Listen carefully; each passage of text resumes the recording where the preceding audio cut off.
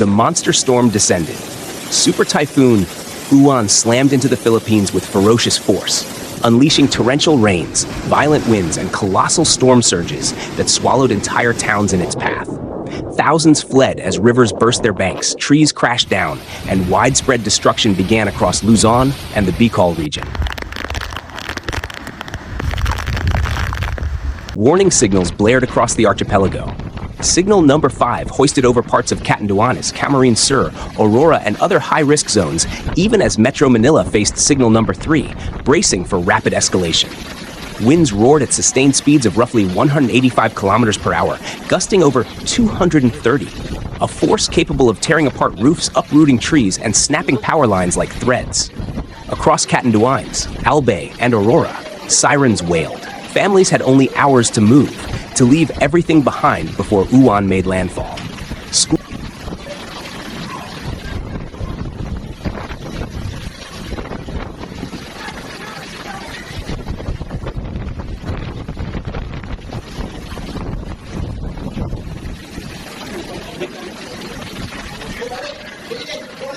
Wala yung manok nato dun pa. Tamak pa sa iyo. Labaw yun, oh. Oh, labaw ka yan. Naan yan. Lubin.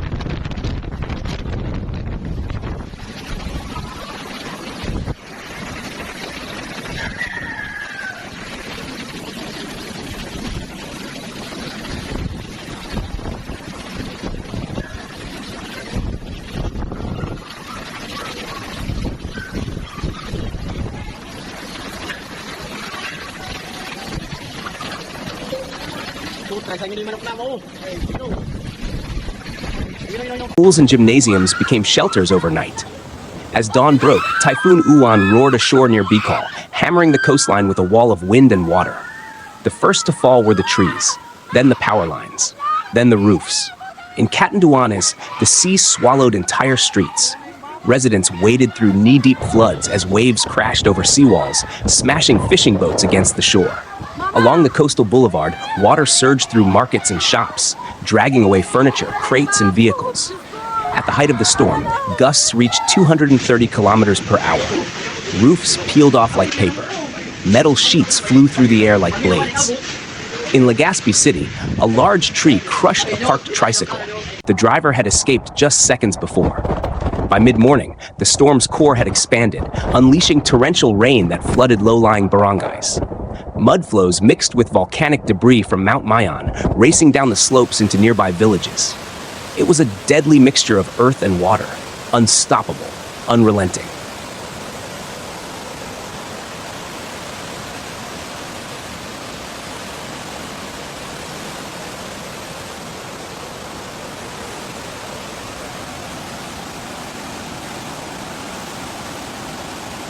Emergency crews worked through the night to clear debris. Power was gone in half of Luzon. In Quezon Province, heavy rain overwhelmed rivers, bursting through embankments and cutting off bridges. Hundreds of families found themselves trapped on rooftops, waving flashlights into the darkness, waiting for rescue. The government declared a state of emergency. Military helicopters circled overhead, dropping supplies and rescuing stranded residents. Trucks loaded with evacuees rolled through flooded highways, headlights barely piercing the storm.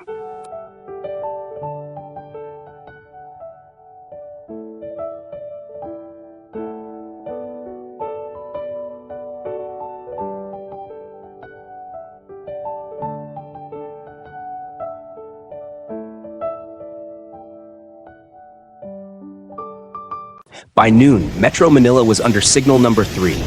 Floodwaters began to rise in Marikina, Quezon City, and Pasig. Commuters stranded in the streets watched helplessly as cars floated past. Social media filled with footage of swirling debris and collapsing billboards. At 2 p.m., the eye of Super Typhoon Uwan crossed inland. The winds eased, briefly. For a moment, there was silence.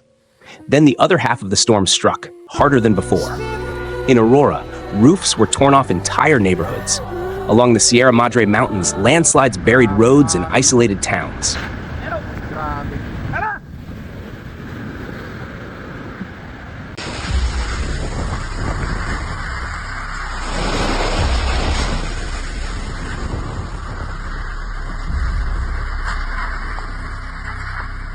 Power grids failed. Cell towers went dark. In one coastal village, rescuers used fishing boats to reach families trapped on the second floors of their homes. By evening, nearly 900,000 people had been evacuated across Bicol, Quezon, Aurora, and Samar provinces. Relief centers overflowed. Children clung to parents in dark gymnasiums, the sound of wind echoing outside like a constant scream. At sea, the Philippine Coast Guard battled towering waves as high as 10 meters. Ships lost communication. Ports shut down. In Albay, floodwaters mixed with volcanic mud from Mayon volcano, sending torrents of black sludge through fields and homes. Rescue teams described the situation as chaotic beyond words. Entire villages were cut off. Bridges were gone. Rivers had merged with roads. One Coast Guard officer, drenched and exhausted, said, "It's like the ocean itself came inland." In Naga City, 300 families were rescued from submerged barangays. In Catanduanes, the water rose faster than anyone expected, more than a meter in just an hour. Residents climbed to their rooftops, waving for help as waves battered the coast. Across Bicol region, wind gusts sounded like jet engines. Windows shattered, power lines sparked, and above it all, lightning flashed across the night sky, illuminating a landscape drowning in chaos. As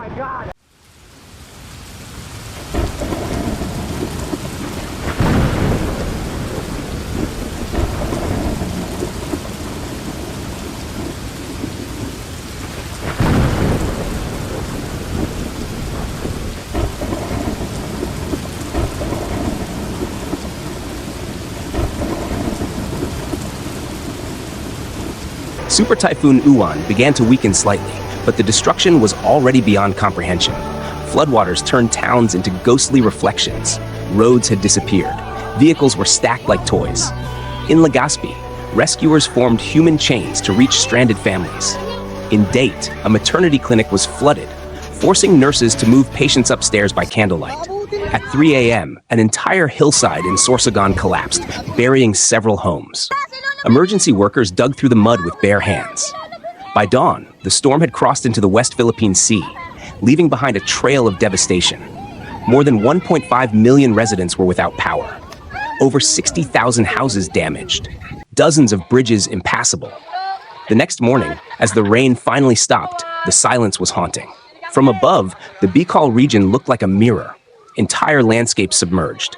Farmlands, schools, and roads vanished under brown water. The Mayon volcano, still shrouded in mist, loomed like a silent witness over the destruction. In Catanduanes, residents returned to find their homes filled with mud.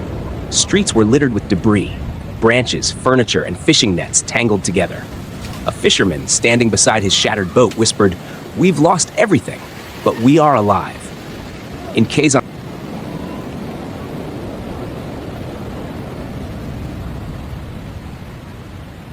City, families cleaned out flooded apartments, stacking soaked mattresses and clothes outside. Volunteers arrived with food and bottled water. Strangers helped strangers. Despite the destruction, stories of courage spread across the country. In Legazpi, a firefighter carried a toddler through waist-deep water under the glow of emergency lights. In Albay, villagers used small boats to rescue elderly residents trapped overnight.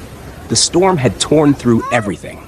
Yet somehow, humanity endured. Experts described Uwan as one of the most powerful typhoons of the decade. Sea surface temperatures were well above normal, fueling its strength. Climate scientists warned, this will not be the last. Warmer oceans mean more energy. More energy means stronger storms. And the Philippines, standing at the crossroads of the Pacific, remains one of the world's most vulnerable. Uwan began its life as a broad, low-pressure area days earlier. Over time, it consolidated, filled with moist air and energy. When conditions aligned, warm seas, low wind shear, and strong outflow, the storm rapidly intensified. Within hours, it became a massive Category 4 equivalent super typhoon. Signal number 5 warnings reflected the unprecedented scale of the threat. Local warnings proved accurate. Storm surge risk, heavy rainfall, widespread flooding, landslides. Yet the size of Uwan meant the footprint of destruction spanned regions usually considered safe. Rivers overflowed, dams spilled, and roads collapsed. In Aurora and Catanduanes, waves and surge breached seawalls and undermined foundations. In mountainous interior areas, successive downpours saturated soil, triggering delayed landslides that caught many while they were preparing. In low-lying Manila and surrounding zones, flash floods raced through drainage channels faster than ever monitored. The full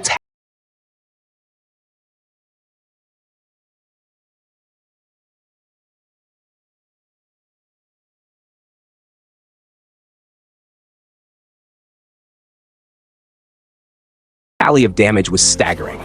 Thousands of homes were destroyed, dozens of bridges washed out, over 1.4 million people displaced. Roads turned into rivers. Fields, markets, and neighborhoods were submerged in a single night. Inside evacuation centers in the Baikal region, volunteers distributed blankets, bottled water, and hygiene kits. Outside, storm surges had shredded homes, overturned vessels, snapped trees. A mother held her child wrapped in a blanket, water-stained and exhausted. We survived the storm, but now we must survive the aftermath. Yet for all this destruction, there was a message. When nature writes the final chapter, humanity still writes the next one. Communities battered for decades by typhoons and floods did not fold. They rose, often with help, often with grit. Warnings are clear. Storms like Uwan will come faster, harder, and with greater scope. For every house rebuilt, for every mangrove planted, for every early warning system improved, the cost is human and economic. But the alternative, unprepared communities facing unbridled storms, is far worse.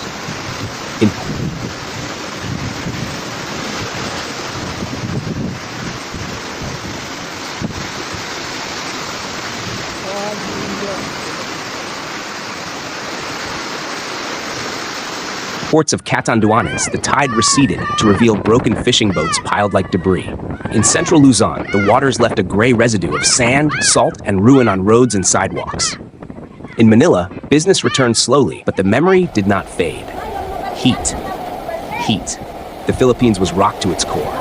But as the waters begin to subside, the rebuilding begins. The recovery will be long, the memory strong, and the message clear. When nature strikes hardest, resilience strikes back. In every flooded street, every shattered home, and every hand that reached out to save another, there's proof of something stronger than any storm: humanity. Super Typhoon Uwan, a storm that will be remembered not just for its fury, but for the resilience it uncovered.